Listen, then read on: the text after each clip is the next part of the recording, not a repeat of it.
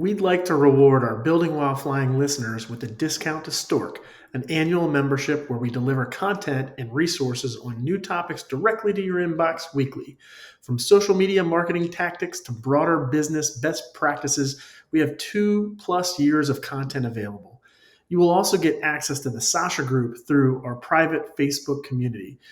Usually $300 per year, we're offering a 20% discount for BWF listeners. Reach out to stork at thesashagroup.com to sign up. Welcome to Building While Flying, a Sasha Group podcast where we interview business leaders about how they tackle challenges, stay resilient, and navigate ever-changing skies.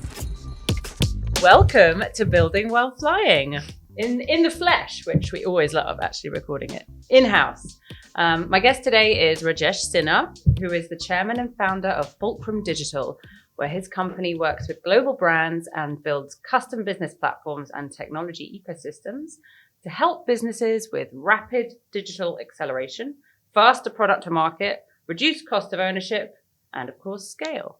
Plenty of things to dive into there. And he's also written a book about his personal story and of course, all of the experiences and knowledge accumulated along the way. The digital operating model, the future of work. Welcome to the show, Rajesh. Thank you. Thank you for having me. Great introduction. Wow. Yeah, you sound very impressive. Of course.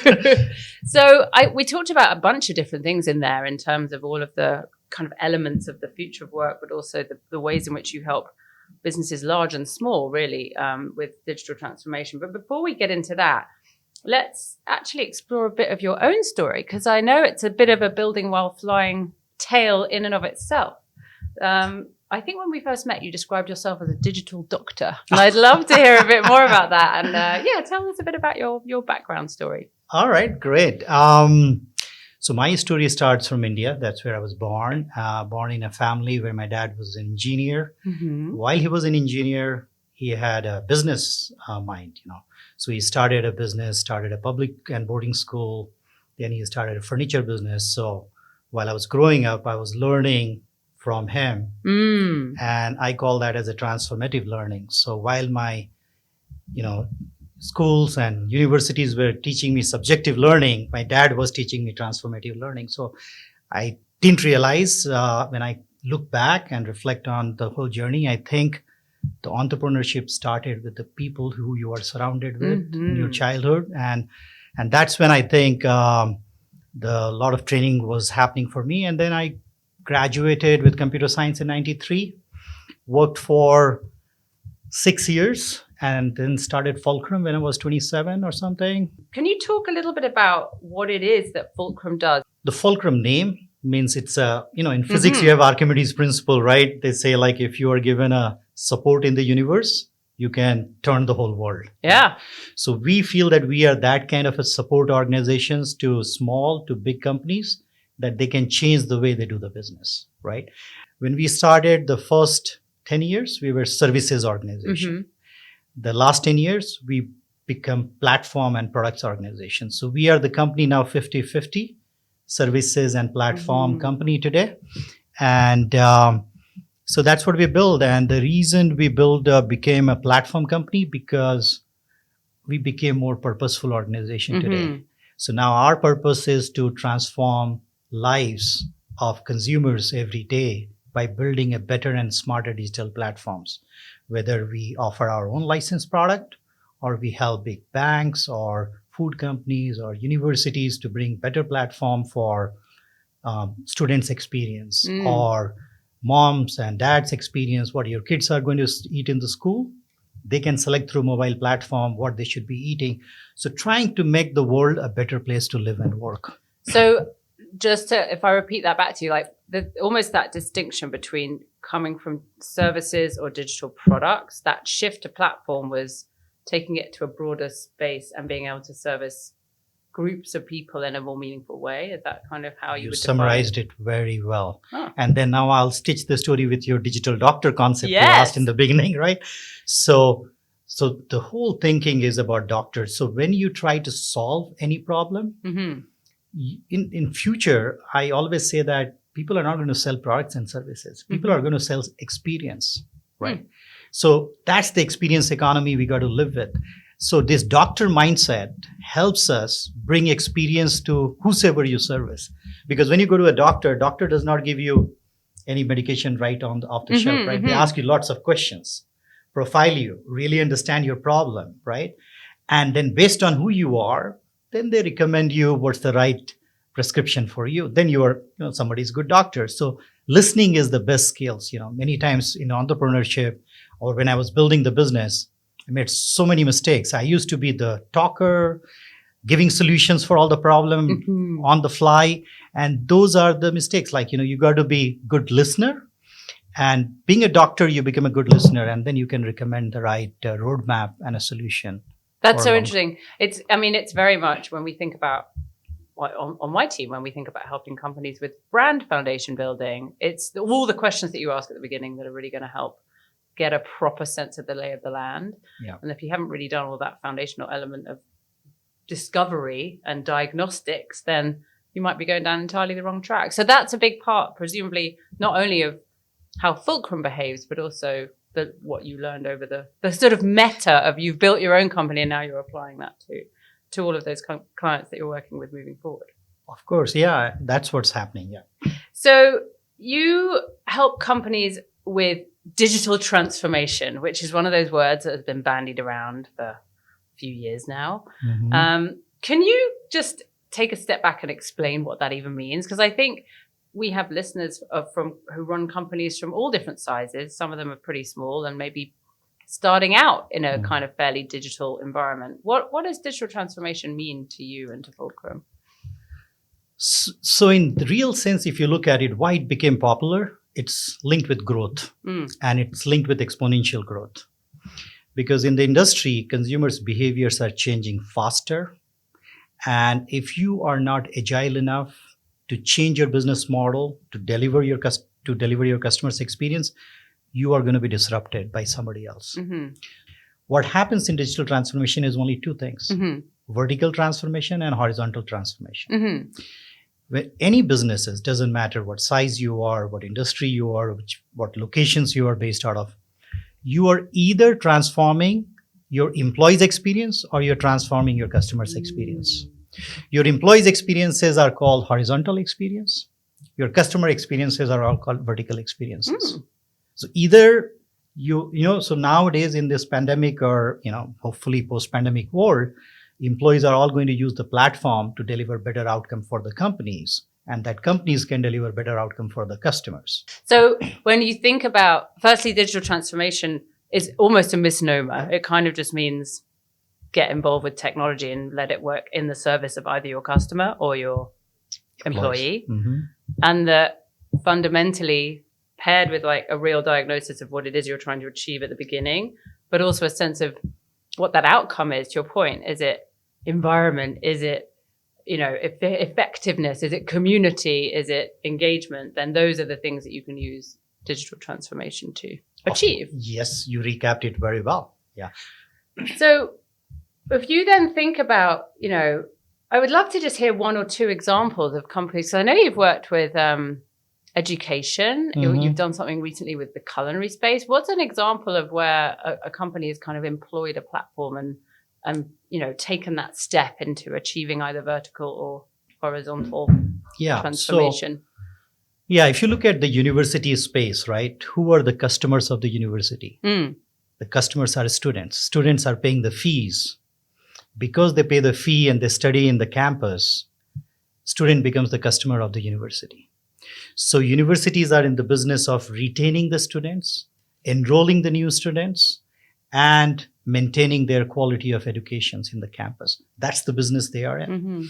Now, what digital platform does for the university is gives them the power to analyze the students' behavior in the campus. So digital platform can help you understand who all are attending the classes, who all are paying the fees on time, who all are submitting the assignments on time. So when you aggregate all the data behind the student, they are touching many systems inside the university. But when you bring all that data about the student's behavior in the campus, you can analyze this student is going to stay with in the university or they're likely to leave. If they're likely to leave, the university will have less revenue. So you want to work hard to identify those bunch of students. And that's the kind of platform we bring in as a student experience platform to keep them together, integrate their backend system, deliver the experience to the staff and students so that they can track their own journey and have a better experience of learning in the campus, or online, whatever platform universities are offering them.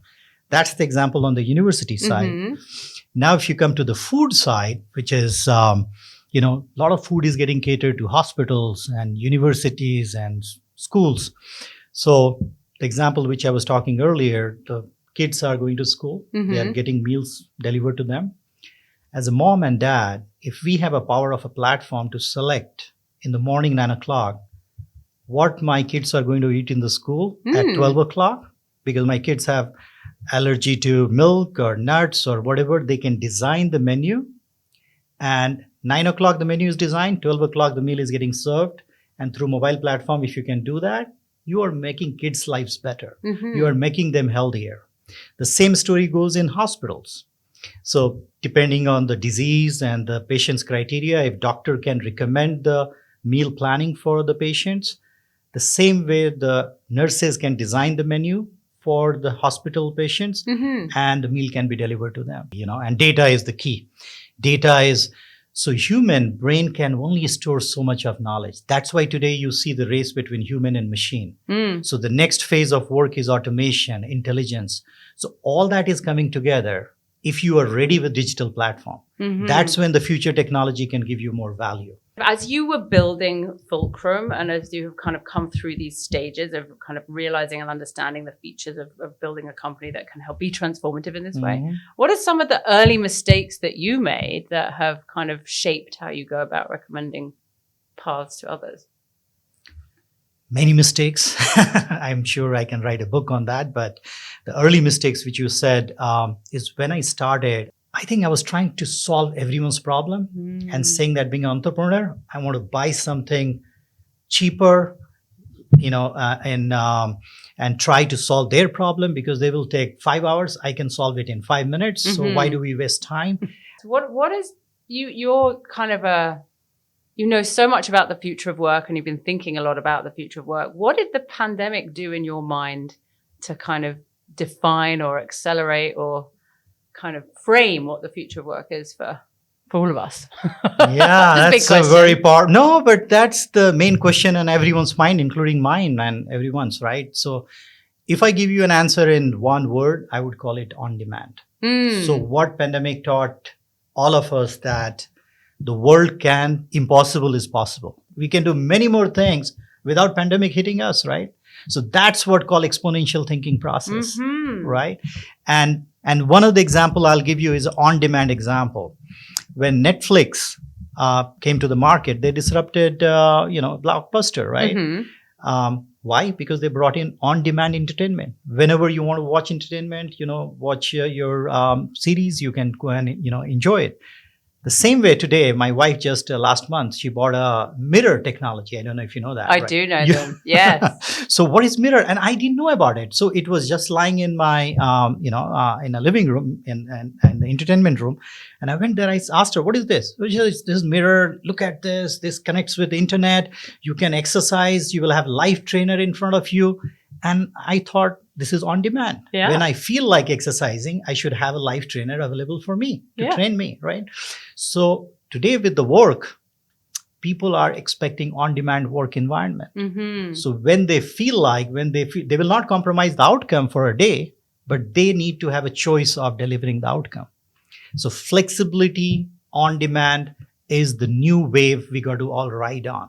Rigidity is killed before pandemic. So if you're rigid, you will be broken. You're screwed. So you got to be fluid and flexible. And that's what the word comes out.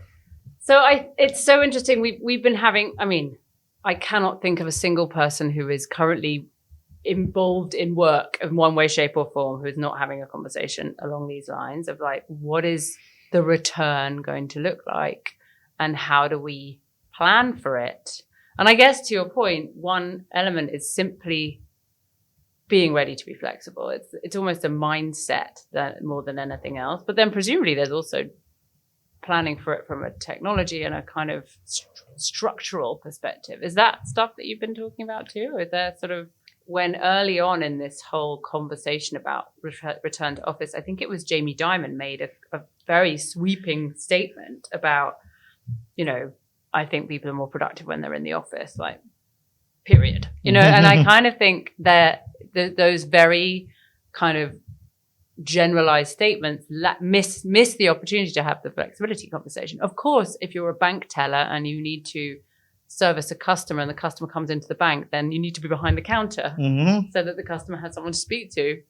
Yeah. But if you're someone else working in another department that could be remote, then you're right. The flexi model needs to be sort of applied specifically depending on circumstances and based on the set of values that you've all agreed are the things that drive the company.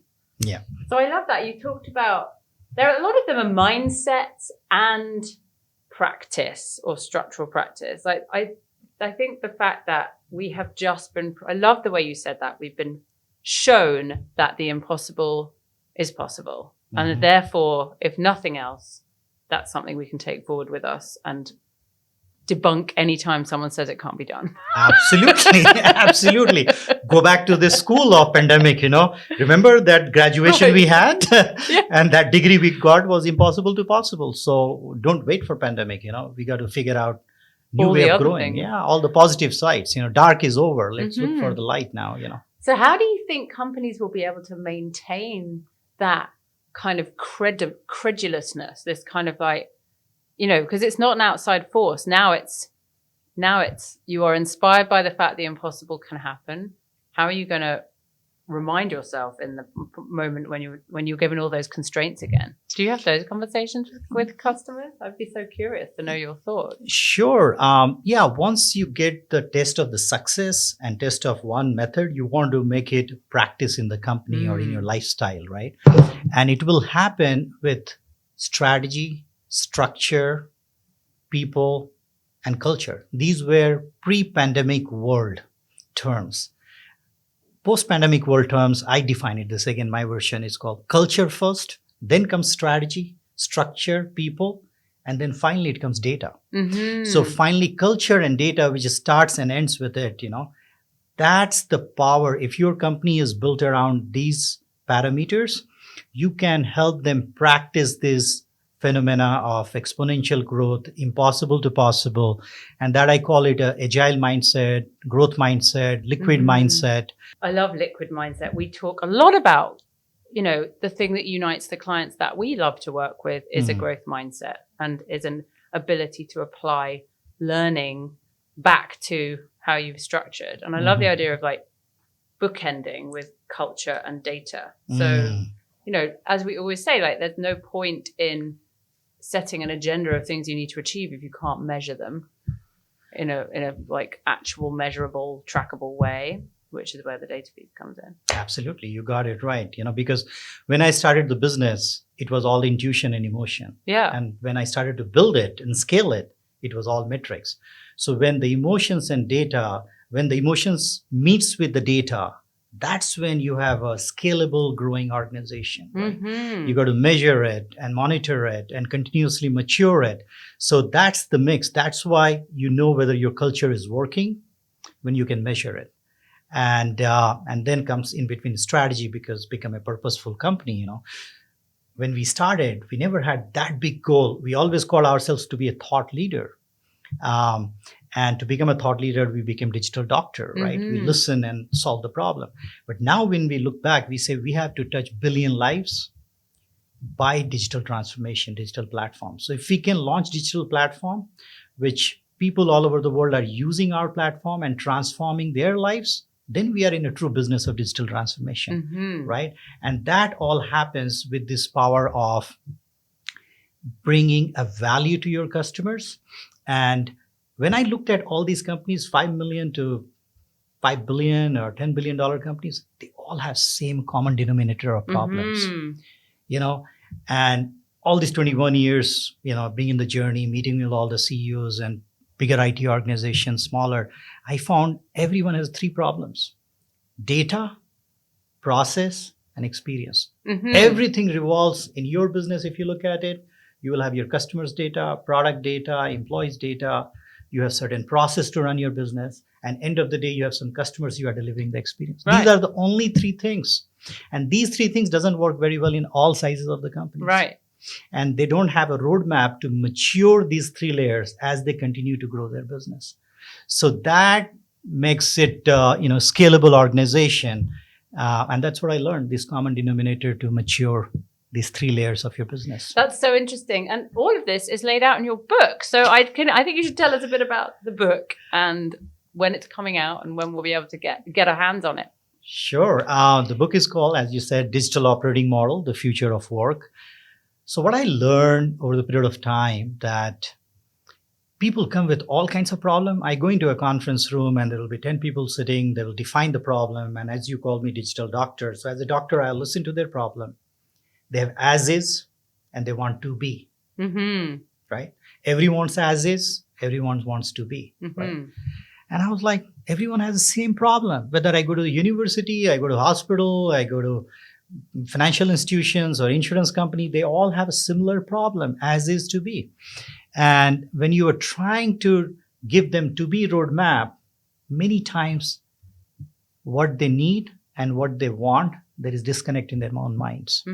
So as a good doctor, if you try to help them understand it clearly, try to give them some platform which they have not thought through what else it can deliver to you, then you become a more successful doctor.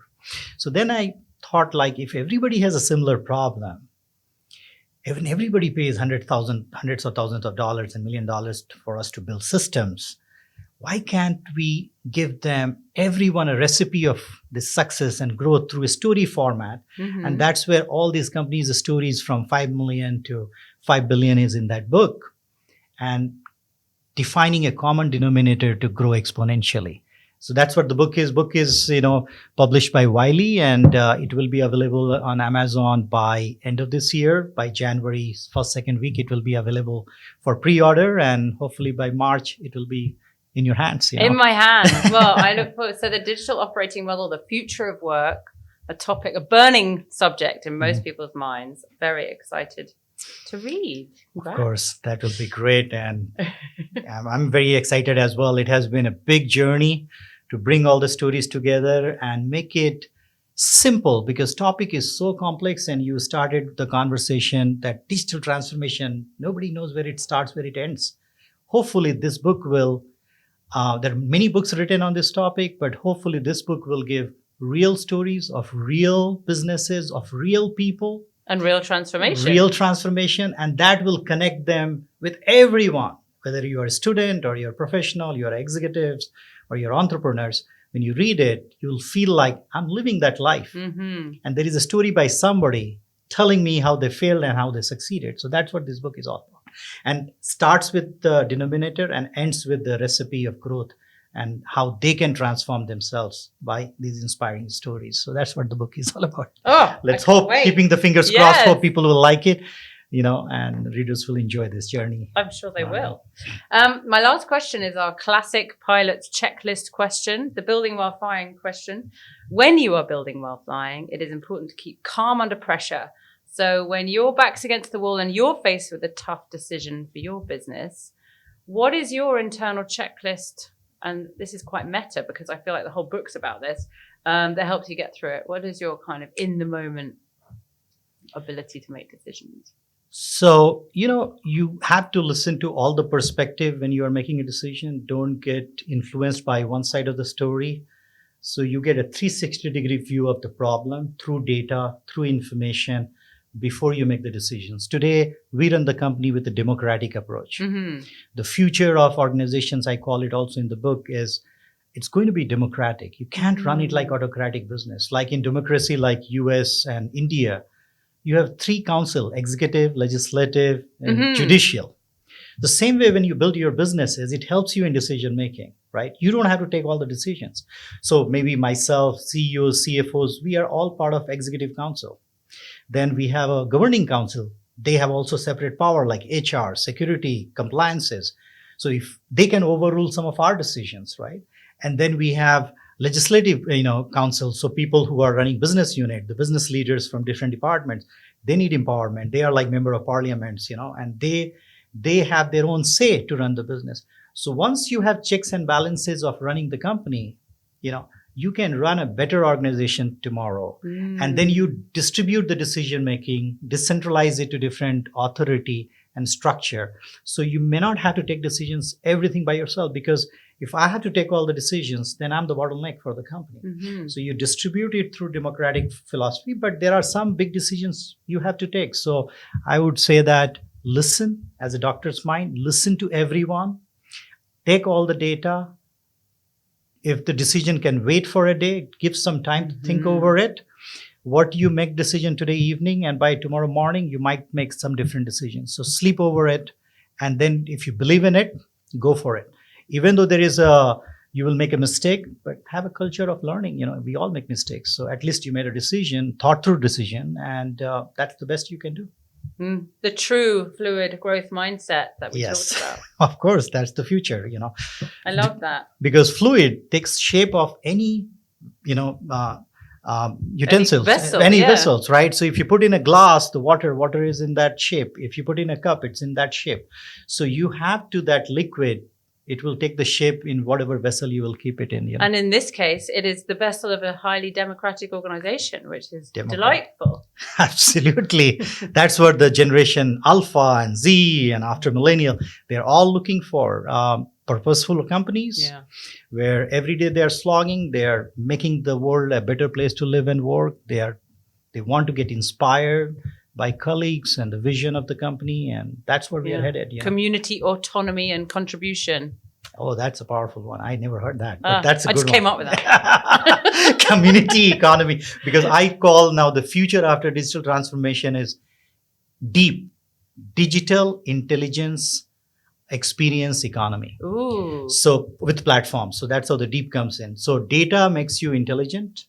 Experience is everything is all about in future, because it's nothing about product and services. End of the day, you're selling experience. And that comes with the platform mindset. So platform helps you deliver intelligence and experience to your customers. So we'll all be operating on a platform in years to come. It's funny, higher percentages each year we work on more platform brands for this exact reason, I think. Yeah, everything is going to be, future is platform. Earlier we used to call network effects. The power is platform effects now. And platform, once you build a bigger platform, you create a small assets on the top of the platform. That gives you major growth, then your bigger platform gives you the growth.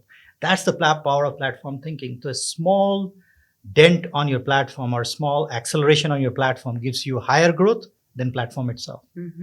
So that's the power of platform thinking and platform organization. I love it. Rajesh, thank you so much. Oh, it was wonderful having chat with you. And it's great. Thank you. Getting deeper and deeper. So thank you. And thank you for having me today. Really enjoyed it. I did too. Thank you.